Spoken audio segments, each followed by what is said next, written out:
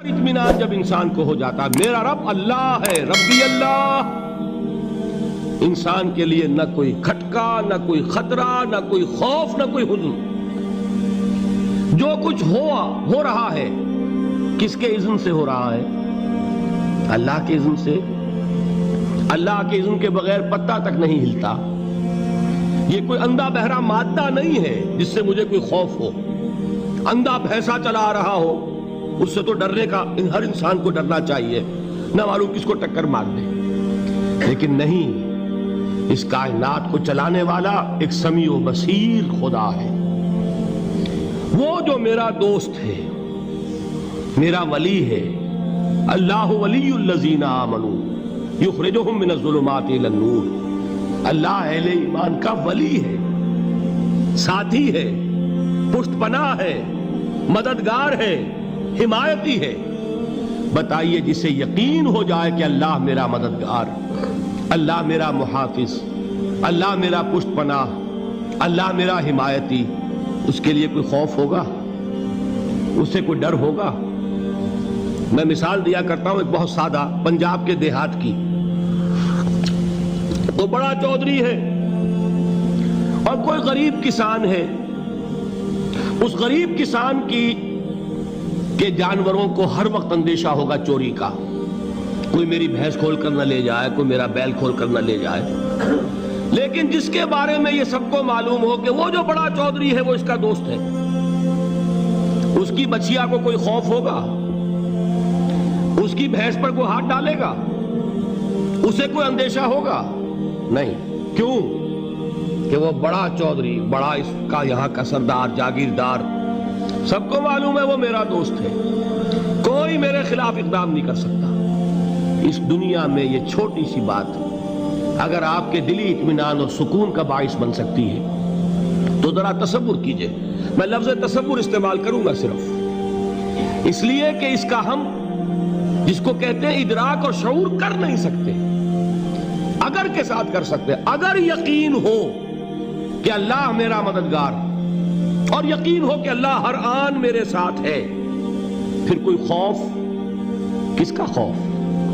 کوئی شے اللہ سے بالا تر ہے؟ کوئی قوت اس سے زیادہ طاقتور ہے؟ کوئی اس کے ارادے کو بدلنے والا ہے؟ کوئی اس کی مشیت کے آڑے آنے والا ہے؟ یہی بات ہے جو حضور نے فرمائی۔ یہ ایمان کا حاصل ہے لب لباب،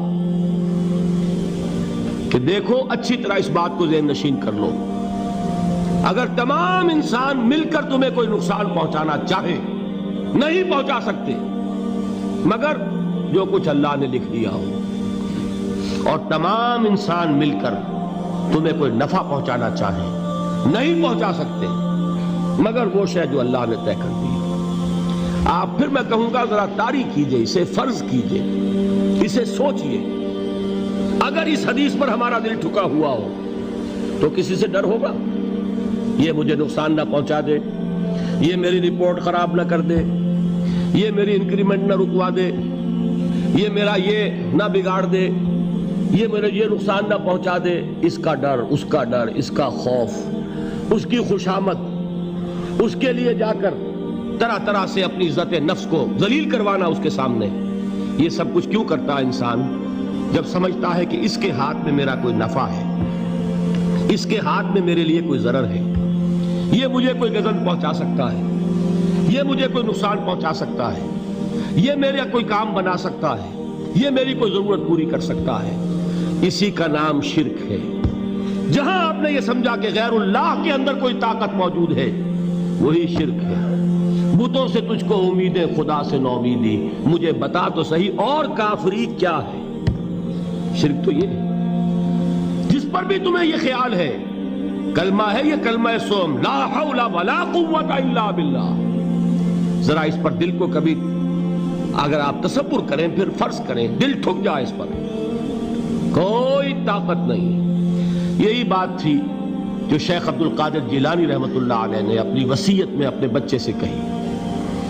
11ویں دینے والے ہیں، لیکن حضرت شیخ عبد القادر جیلانی کی وصیت اور تعلیمات کو کتنے لوگ ہیں کہ جانتے ہو؟ یہ جن مقامات تک پہنچے ہیں وہ کس چیز کی بدولت پہنچے ہیں؟ انہوں نے جو پیغام دیا وہ کیا تھا؟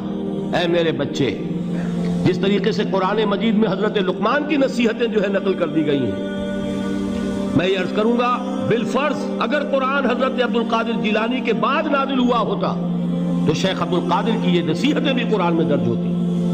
اتنی اونچی نصیحتیں ہیں۔ اے میرے بچے، اس حقیقت کو ذہن نشین کر لے، لا فاعل فی الحقیقت ولا مؤثر الا اللہ۔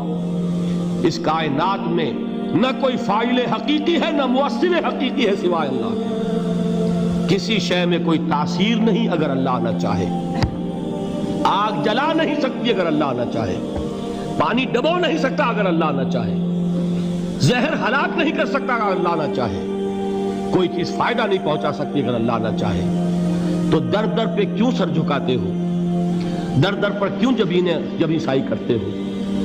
سب کے سامنے کیوں ہاتھ پھیلاتے ہو؟ ایک اللہ سے مانگو، ایک اللہ کے سامنے زمین پر اپنی جبین رکھو۔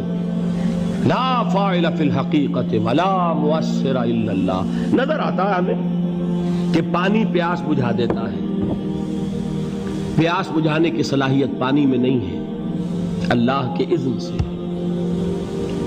کھانا بھوک مٹا دیتا ہے، بھوک مٹانے کی صلاحیت کھانے میں نہیں ہے، اذن رب میں۔ دیکھیے یہی یقین تھا حضرت موسیٰ علیہ السلام کا واقعہ یاد کیجئے۔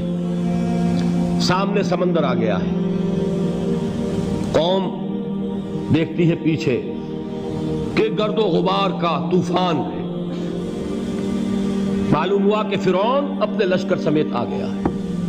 لشکر جب چلتا تھا تیز رفتاری کے ساتھ تو گرد و غبار کا جو طوفان اٹھتا تھا اس کا تصور کیجئے، اور لمحہ بلمحہ وہ قریب آ رہا ہے۔ پوری قوم نے کیا کہا ہے؟ اے موسیٰ انا لمدرکون، اے موسیٰ ہم کو پکڑے گئے۔ قرآن مجید نے تو یہاں وہ باتیں نہیں لکھی ہے، لیکن تورات میں یہ درج ہے کہ بنی اسرائیل جھگڑنے لگے، دست و گریبان ہو گئے موسیٰ کے ساتھ۔ موسیٰ ہمیں یہاں مروایا لا کر، اس سے تو ہم ہی بہتر تھے، وہاں کھانے کو ملتا تھا، زندگی تو تھی، بیگار ہم کر رہے تھے، موت تو نہیں تھی۔ اب جو کچھ ہوگا اس کا تصور کرو، جس طریقے سے ہمارے ٹکڑے اڑائے جائیں گے۔ تو لڑ رہے ہیں حضرت موسیٰ علیہ السلام سے، یہ تورات کی تفصیل ہے۔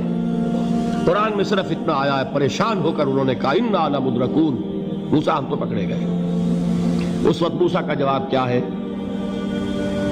کلا ان معی ربی سیہدین، نہیں، میرے ساتھ میرا رب ہے، وہ راستہ دے گا۔ بتائیے کہاں راستہ نظر آ رہا ہے؟ یہ ہے ایمان بالغیب۔ راستہ نظر نہ آئے تب اللہ پر یقین ایمان ہے۔ جیب میں پیسے ہوں اور تب دل کو اطمینان ہے تو ایمان کس پر ہوا؟ پیسے پر، اللہ پر نہیں۔ جب وسائل و ذرائع نہ ہوں اور پھر یقین ہو کہ اللہ مسبب الاسباب ہے، وہ اسباب کا پابند نہیں ہے، وہ اسباب کا محتاج نہیں ہے، اسباب اس کے محتاج ہیں۔ اگر یہ یقین ہے تو اللہ پر ایمان ہے، یہ نہیں ہے تو تمہارا ایمان اسباب پر ہے، وسائل پر ہے، ذرائع پر ہے، مادیات پر ہے، اللہ پر نہیں۔ اس وقت کہاں راستہ تھا؟ کوئی راستہ تھا؟ سمندر ہے اور ادھر سے لشکر آ گیا ہے۔ کلا ان معی ربی سیہدین۔ اب دیکھیے ایمان کہہ دینا آسان ہے، ہوا معکم اینما کنتم، جہاں کہیں بھی تم ہوتے ہو اللہ تمہارے ساتھ ہوتا ہے، لیکن اس کا یقین قائم ہو جائے تو زمین و آسمان کا فرق واقع ہو جائے۔